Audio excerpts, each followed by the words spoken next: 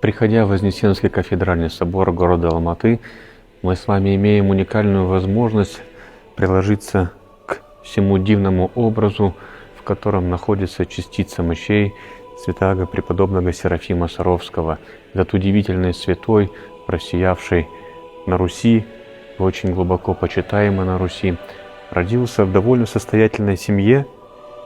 Отец и мать, они обладали небольшим кирпичным заводом, строили храмы, помогали в строительстве храмов.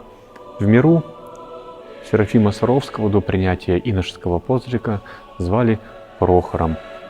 Он избрал свой дальнейший путь в монашестве и в глубоком уединении. Он тяготило его общество людей, он всегда старался уйти как можно дальше в лес, чтобы нести свой подвиг молитвы, великой молитвы за людей, за мир.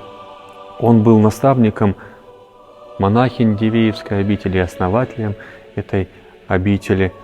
Данный святой сподобился неоднократно видеть Пресвятую Богородицу, что свидетельствует о высоком уровне его духовной жизни, что сама Владычество Небесное сподобило его своим видением.